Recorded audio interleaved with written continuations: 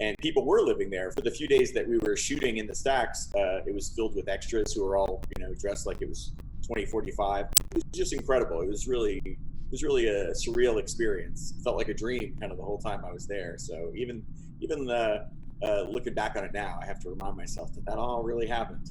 I know from last time we talked, you're a big Spielberg fan.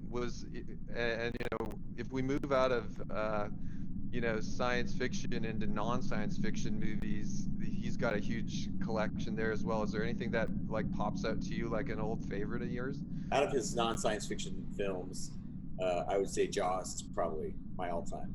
That movie, I remember seeing it and being scared in the movie theater with my parents. Yeah, Uh, everyone was. Yeah. was there anything in that movie that you thought like stuck out to you? Favorite line? Anything from it?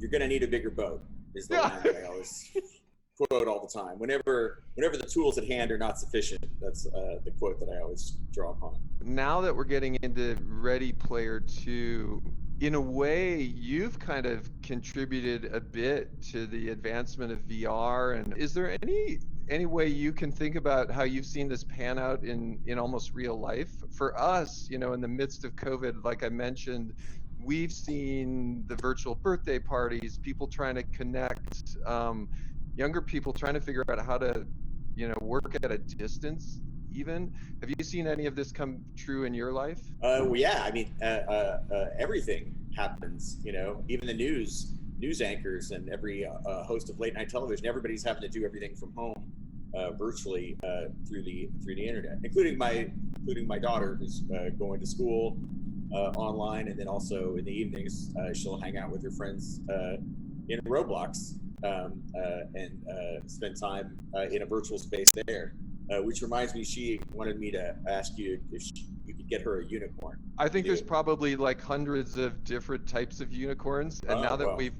we've opened up the UGC store on Roblox, there are probably people making unicorns, which Oh, right on. so absolutely, like, All right. high five to that. A lot of people now are talking about the metaverse, and we've also seen people starting to chat not just about how we work or how we learn, but how we consume entertainment, how we work together. Ultimately, I think the vision of Ready Player One and Ready Player Two, and thinking about this vision of the metaverse, is all these things we do in real life, we can start to imagine, you know, doing in the metaverse.